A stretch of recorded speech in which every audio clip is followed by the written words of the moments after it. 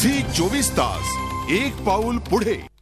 दिल्लीत सामूहिक बलात्काराच्या घटनेनंतर गेल्या महिन्याभरात काय घडलं हे आपण पाहणार आहोत। मात्र सुरुवातीला ती भयंकर घटना कशी घडली होती याचा आढावा घेणार आहोत। त्या घटनाक्रमाची सुरुवात झाली ती दिल्लीतल्या साकेत परिसरातून। भारतातील कोणत्याही मध्यमवर्गीय घरातली ती बिटिया होती। 23 वर्षीय पॅरामेडिकल स्टुडंट असलेली बिटिया ही दिवसभर अभ्यास करून संध्याकाळी कॉल सेंटरमध्ये जॉब करायची। आपल्या शिक्षणाचा खर्च असो किंवा घरच्यांना एक मदत मिळावी म्हणूनच तिने ही नोकरी केली होती। वीकेंड्सला किंवा सुट्टीच्या दिवशी आपल्या मित्रमैत्रिणींबरोबर वेळ घालवण्यासाठी अनेक तरुणी शहरामध्ये मॉल्सला पसंती देतात। 16 डिसेंबर 2012 रोजी देखील बिटिया आपल्या मित्राबरोबर दिल्ली येथील साकेत येथील सिलेक्ट सिटी वॉकमध्ये आली होती। या मॉलमध्ये त्या दोघांनी लाईफ ऑफ पाई हा चित्रपट बघितला होता। हा चित्रपटानंतर घरी जायचं म्हणून इथूनच त्यांनी ऑटो पकडली होती। खरं तर त्यांना द्वारकापर्यंत जायचं होतं, पण तोपर्यंत त्यांना ऑटो मिळत नव्हती म्हणून त्यांनी विचार केला की अर्ध्या रस्त्यापर्यंत ऑटो पकडूया, तिथून पुढे आपण दुसरं वाहन करूया। आणि म्हणूनच बिटिया आणि तिच्या मित्राने इथून ऑटो पकडली आणि ते मुनेरकापर्यंत गेले। तरुणी आपल्या मित्रांसोबत मुनेरकापर्यंत आली आणि तिथंच त्यांचा घात झाला, कारण पुढे काय वाढून ठेवलं याची त्यांना जराही कल्पना नव्हती। बिटिया आणि तिचा मित्र सिलेक्ट सिटी वॉकवरनं ऑटोने याच मुनेरका येथील बस स्थानकावर त्या दिवशी रात्री आले होते। या बस स्थानकावर त्यांनी पुढे जाण्यासाठी अनेक वेळ बसची आणि ऑटोची वाट बघितली होती, परंतु ऑटोवाल्यांनी लांबचं भाडं नाकारलं तर काहींनी अव्वाच्या सव्वा भाडी सांगितली आणि म्हणूनच बिटिया आणि तिचा मित्र याच बस स्थानकावर अनेक वेळ वाट बघत होते। त्याच वेळेला एक प्रवासी बस आली। ह्या प्रवासी बसमधल्या वाहन चालकाने ही बस द्वारकेला जाणार असल्याचं सांगितलं आणि म्हणूनच बिटिया आणि तिच्या मित्राने रात्री 9:15 वाजता या बस स्थानकावरनं ती प्रवासी बस घेतली। अर्थात तेव्हा त्यांना कल्पना देखील नव्हती पुढे त्यांच्याबरोबर काय अघटित घडणार आहे।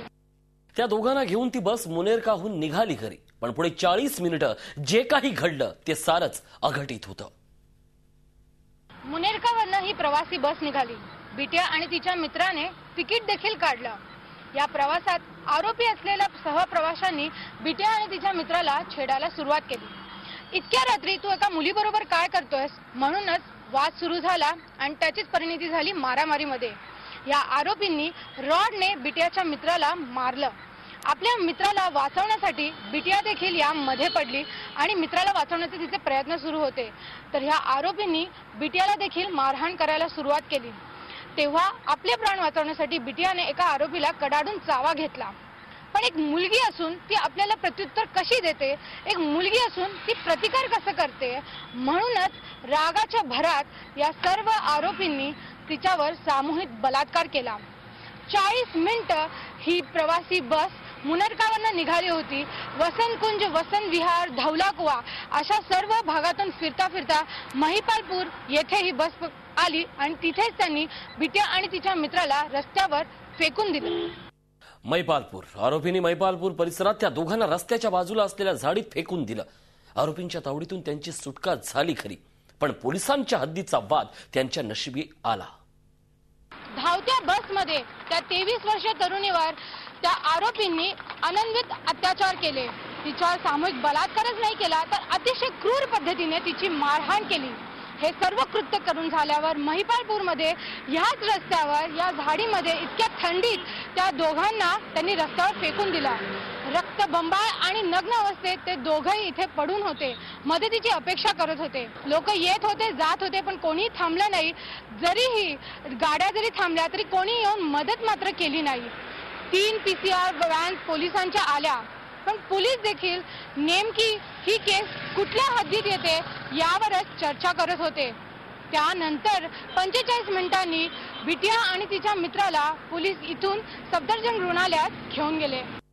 पोलिसांनी त्या दोघांना सफदरजंग रुग्णालयात दाखल केलं, पण तिथे पोलिसांनी महिपालपूरवरनं तब्बल 14 किलोमीटरवर दूर असलेल्या या सफदरजंग रुग्णालयामध्ये आणला। इथे देखील आल्याला त्यांच्यावर तत्काळ वैद्यकीय उपचार झाले नाही। त्या तरुणीच्या मित्राला तर कितीतरी मिनिटं कोणीतरी आपल्यावर उपचार करेल, आपल्याला साधं पांघरण्यास पांघरून तरी देईल याच मदतीच्या प्रतीक्षेत तो पडून होता। 13 दिवस त्या 23 वर्षीय तरुणीने इथे मृत्यूला धाडसाने झुंज दिली, परंतु जेव्हा तिची तब्येत अतिशय खालावली तेव्हा भारत सरकारने निर्णय घेऊन तिला सिंगापूरला हलवलं आणि तिथेच तिचा अंत झाला। झी 24 तास, एक पाऊल पुढे.